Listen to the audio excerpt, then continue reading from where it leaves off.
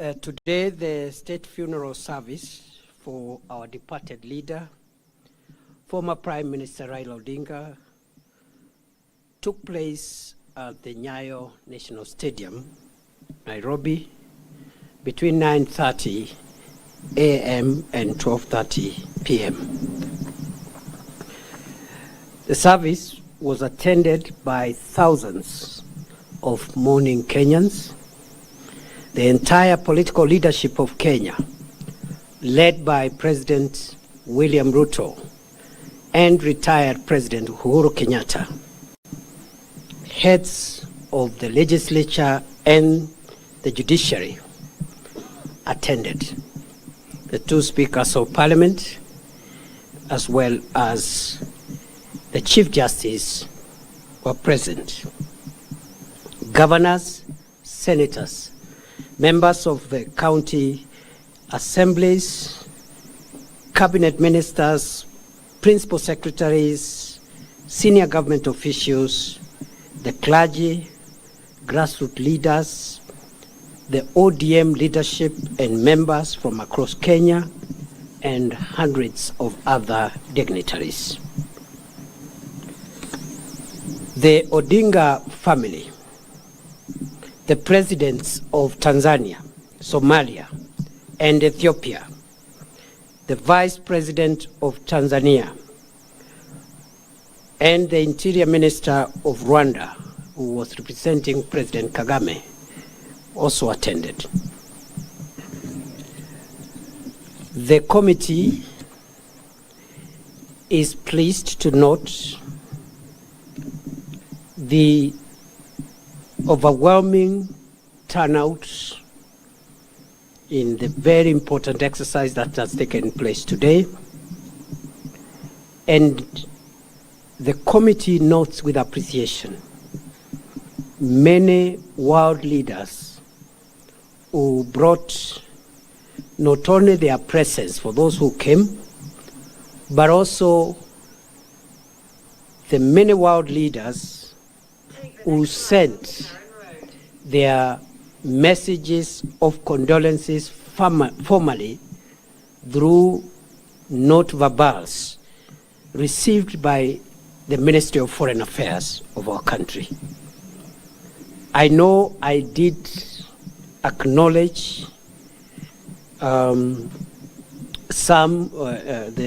condolences that had been received by that time, but after we have left the stadium, we have received a few more condolences from world leaders. So allow me to, for the record, acknowledge the condolences that have been received from Her Excellency Samia Suluhu Hassan, President of Tanzania, who besides that sent a high-level delegation, which included Vice President Dr. Philip Mpango, retired President Jakaya Kikwete, and the Minister of Foreign Affairs of Tanzania. We are grateful to President Yoweri Museveni of Uganda, who sent the message of condolences formally, President Paul Kagame, who also sent the Interior Minister to represent him physically, President of Somalia, Hassan Sheikh Mohammed, who sent condolences and also came in person, Prime Minister of Ethiopia, Abiy Ahmed, the President of Djibouti, Ismail Omar Gele, the President of the Republic of Zambia, Hakainde Hichilema, the President of the Federal Republic of Nigeria, His Excellency Bola Ahmed Tinubu, the President of the Republic of Ghana, His Excellency John Mahama, the President of the Republic of Burundi, His Excellency Evariste Ndayishimiye, the President of the Republic of Sierra Leone, His Excellency Mada Julius Bio, the President of the Republic of Zimbabwe, His Excellency Emerson Mnangagwa, the President of the Republic of the Gambia, His Excellency Adama Barrow, the President of the Republic of South Africa, His Excellency Cyril Ramaphosa, and a close friend of the Prime Minister who has left us, the Prime Minister of the Republic of India, Narendra Modi, also a close friend to the departed Prime Minister, the President of the Democratic Republic of Congo, His Excellency Felix Tshisekedi, His Royal Highness Salman bin Abdulaziz Al Saud, the King of the Kingdom of Saudi Arabia, the Crown Prince of Saudi Arabia, His Royal Highness Mohammed bin Salman Al Saud, and we also have received condolences from the government of France through the French embassy in Nairobi. Allow me, for the record also, to recognize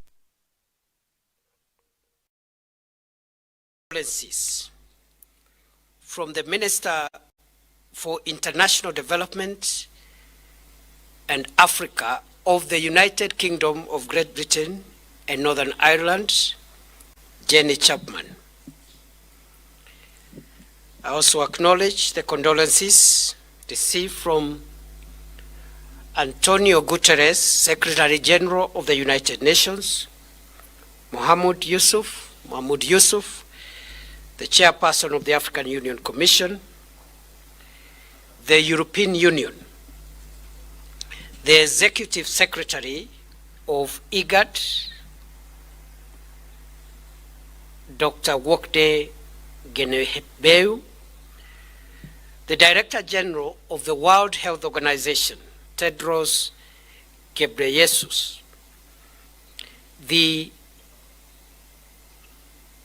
Executive Secretary for United Nations Commission for Africa, Cleva Gatei, the Assistant Secretary General of the Commonwealth of Nations, Luis Francesi, the Secretary General of East African Community, Veronica Nduva, but we have also the condolences of the Chairman of the United States Senate Committee on Foreign Relations, Senator James Risch,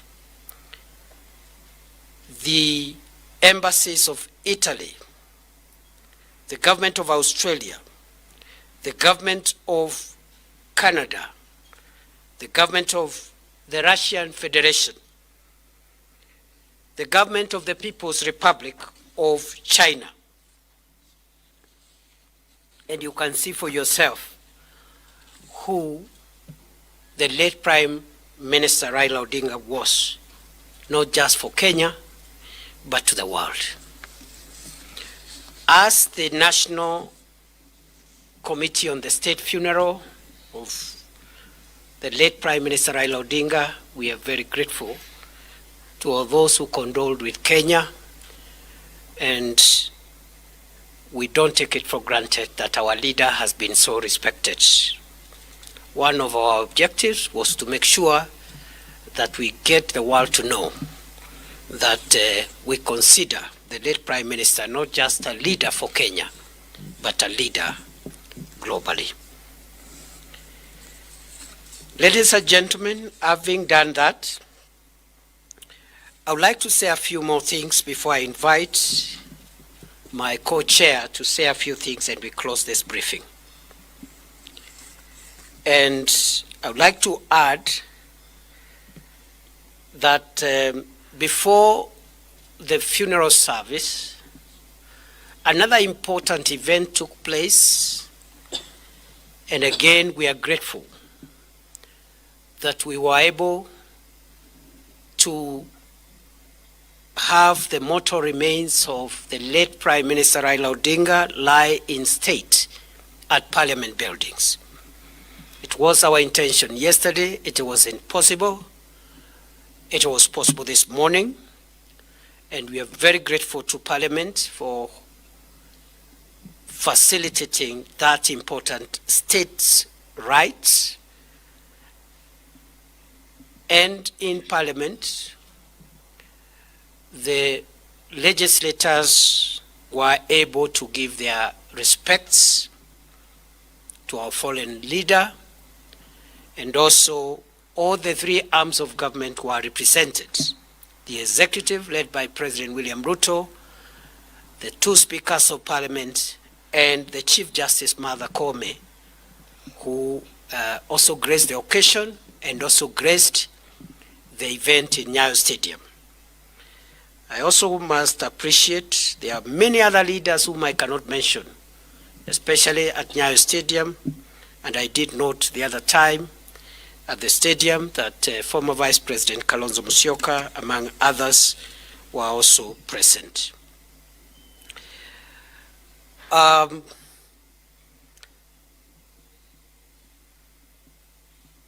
therefore, it is also important to announce to the country that we are pleased with what has happened in the afternoon. We had another event again, and that is the public viewing of the mortal remains of our departed leader.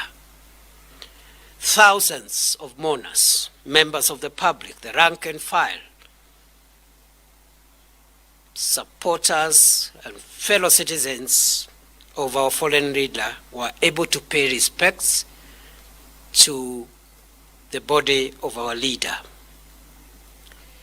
We are very pleased as a committee that that exercise, which just ended a few minutes to 5 p.m., has continued and ended peacefully, solemnly, and in utmost dignity, notwithstanding that there were thousands of people who patiently queued, waited, performed their respects, and left the stadium. We don't take it for granted. The National State Funeral Committee, therefore, announces that the second day of mourning has been a success and pleads with mourners to continue with the same spirit as the nation enters into the 3 days of mourning tomorrow. Allow me I've just remembered, I should have also appreciated the presence of the Vice President of South Sudan at the stadium, Excellency Rebecca Garang. I think I had mentioned during the event in the day. So we are happy the second day has come to an end. We are praying and pleading that tomorrow, the third day, will even be better. We will dignify our leader. We will respect our leader. We will mourn in dignity. It is heavy, but we must do everything to protect the image of our fallen leader and the image of Kenya, because Raila Odinga was a global leader. Therefore, tomorrow, Saturday, 18th of October 2025, the mortal remains of the former Prime Minister Raila Odinga will be airlifted to Mamboleo grounds in Kisumu by the Kenya Defence Forces, arriving at 8 a.m. or thereabouts. Members of the public are requested to be settled by 7 a.m. to dignify the arrival of the remains of our leader. There will be public viewing of the mortal remains of the late Prime Minister Raila Odinga at Mamboleo grounds for most of the day. until we are satisfied that everyone has had a chance to respect the remains of our leader. Thereafter, the body will be taken to Bondo for an overnight stay before burial on Sunday.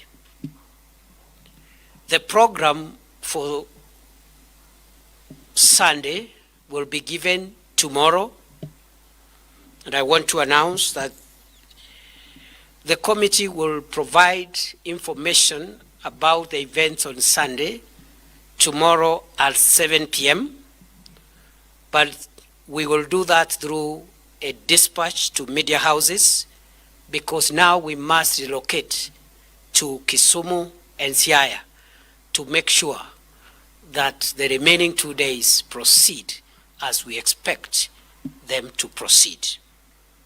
Therefore, 7 p.m. tomorrow, there will be a media dispatch to inform members of the public on the program for Sunday as we finalize this very important exercise. We will not be taking any questions today. We have so many things we need to work on immediately after this. We are working throughout the night and then also making our way so that by morning we are able to take charge of the process on the other side. I will only allow the co-chairperson of this committee on behalf of the rest of us to maybe add one or two things, especially from the family perspectives, including what he might consider to be necessary for the public to know. It is now my pleasure to invite my elder brother, my co-chairman of this committee, Senator Dr. Oburu Oginga, whom I am very pleased to work with. And because after he speaks, I will not speak again, I want to thank all my colleagues that you see behind me here, who may not be speaking, but they are doing a great job. They have sacrificed their time. They are the ones responsible for some of the gains that you see we are making. All of them are appreciated individually. We have very senior leaders from the ODM party. We have members of the cabinet. We have family members. And I am very proud to be working with each one of these team members who have made my work very easy. Thank you very much. Senator Oburu, please say one or two things, and then after that we will leave it there. Thank you very much. Have a good evening.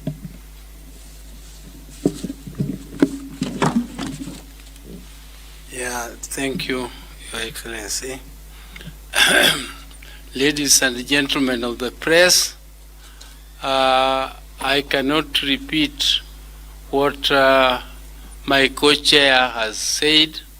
I will only make remarks on the other aspect of this funeral. First, I want also to take this opportunity to thank my colleagues. They have worked tirelessly since this committee was formed, and they have done a great job. I really appreciate, and I hope that they will continue with the same spirit until the whole process is over. I also want to thank the Deputy President for his very tireless work on this and a very, very diligent approach to all the issues which have come across, and the whole government since this matter started. And I also want to take this opportunity to thank His Excellency, the President of the Republic of Kenya, for taking this matter personally. And he has been in touch with the family, and he has done all that could have been done by any other head of state to give my late brother the honors that he deserved as a statesman. or this country. I also want to take this opportunity to appeal and plead with my people to be peaceful. I know the pains you feel as much as all of us do, but this is not a time to make anything which could cause harm and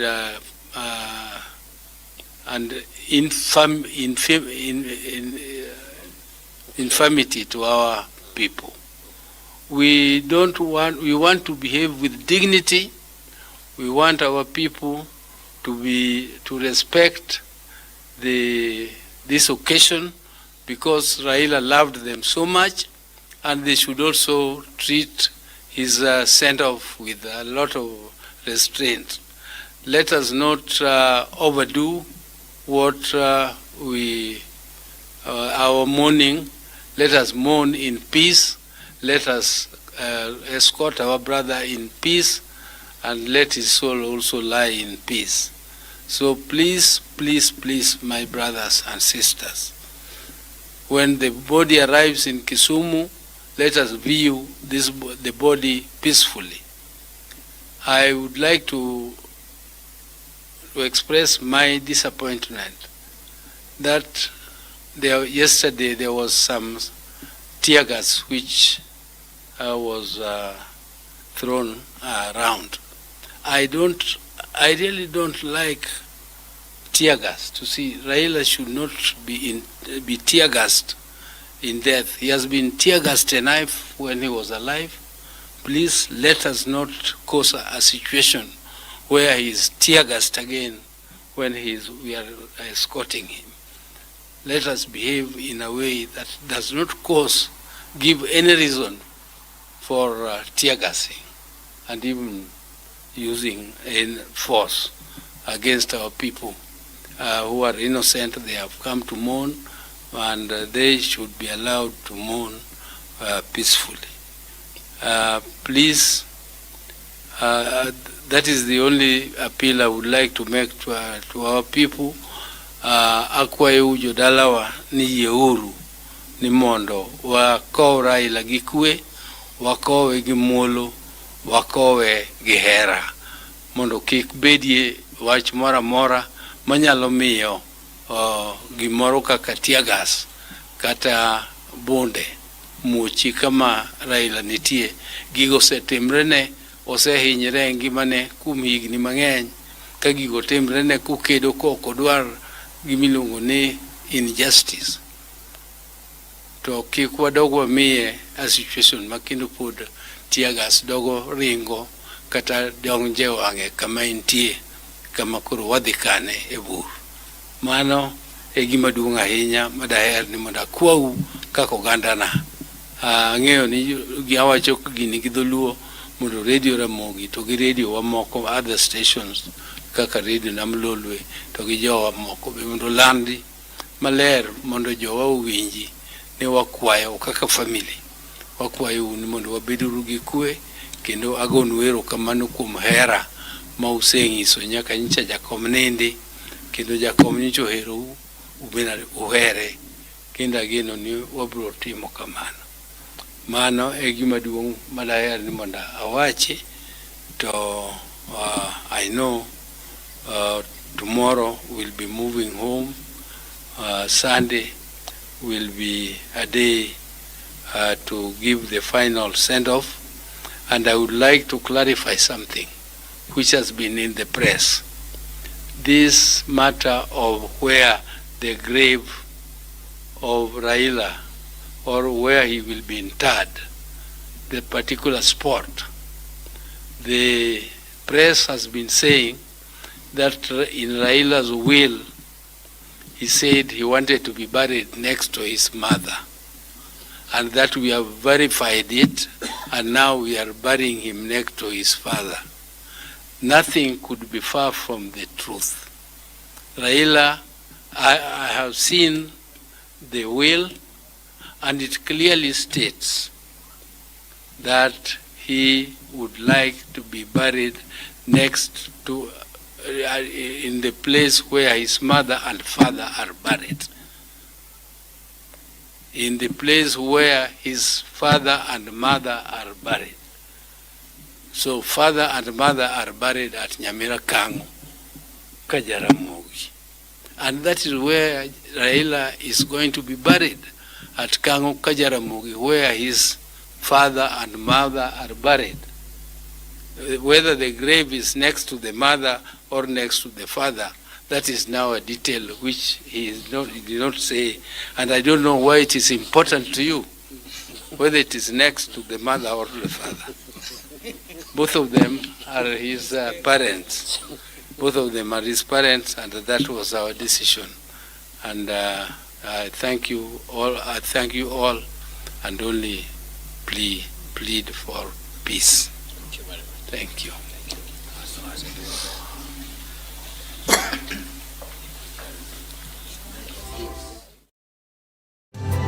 Taifa linakulilia,